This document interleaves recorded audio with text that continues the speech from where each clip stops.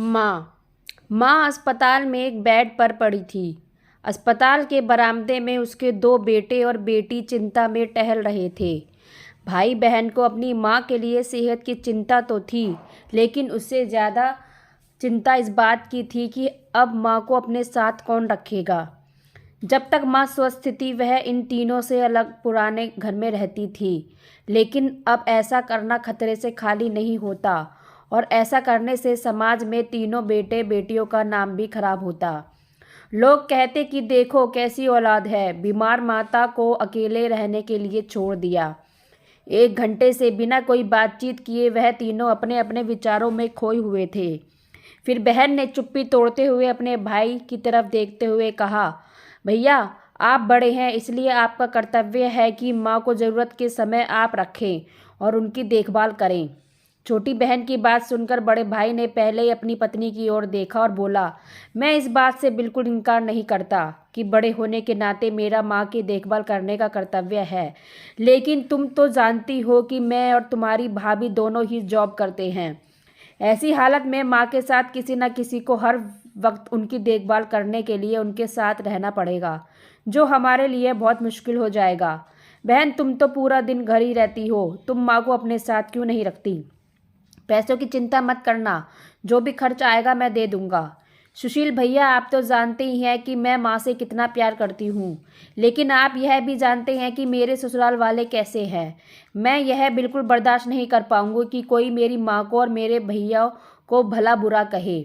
इसलिए अच्छा यही होगा कि माँ को अनिल भाई के यहाँ रखा जाए। बड़े भाई सुशील ने भी छोटे भाई अनिल के यहाँ माँ को रखने के लिए सहमति जताई। आप यह कैसी बात कर रहे हो? क्या आपने नहीं देखा कि माँ कभी भी मेरे घर 2 दिन से ज़्यादा नहीं रही? उसका मेरे यहाँ मन लगता ही नहीं है, फिर कैसे वह इतने दिन मेरे घर रह पाएगी? छोटे भाई ने अपनी सहमति जताते हुए कहा। इससे पहले कि इस चर्चा का कोई नतीजा निकल पाता, एक नर्स वहां दौड़ते हुए आई और कहने लगी, क्या आप ही वार्ड नंबर 4 में भर्ती मरीज के रिश्तेदार हैं? आपको डॉक्टर साहब अंदर बुला रहे हैं। सभी घबरा गए और दौड़ते हुए डॉक्टर के पास पहुंचे। डॉक्टर ने उनसे हाथ जोड़ते हुए कहा, आई एम सॉरी, मैं आपकी माता जी को नहीं बचा पाया।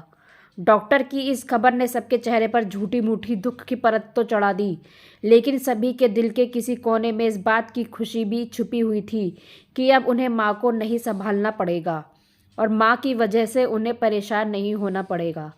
तो दोस्तों, छोटी सी यह इमोशनल कहानी ही हमें समाज का सत्य है। यहाँ लोग ऊपर से जो दिखाते हैं वह अंदर से नहीं होते। जो माँ बाप अपने 4 बच्चों को बिना किसी शिकायत के बड़ी आसानी से संभाल पाते हैं, आगे चलकर ज़रूरत पड़ने पर यही 4 बच्चे मिलकर भी उन्हें नहीं संभाल पाते या नहीं संभालना चाहते। बच्चों को यह बात नहीं भूलनी चाहिए, जैसा वह बोएंगे वैसा ही तो काटेंगे। अगर आज वह अपने माँ बाप के साथ बुरा बर्ताव करते हैं तो उन्हें यह याद रखना चाहिए कि उनके बच्चे भी बड़े होंगे और वह भी बूढ़े होंगे। जो उन्होंने अपने माँ बाप के साथ किया है उनके बच्चे भी उनके साथ वही करेंगे। तो दोस्तों, अपने दिल से छल कपट निकाल दीजिए और सच्चे मन से अपने माता पिता के, अपने बुजुर्गों की सेवा कीजिए।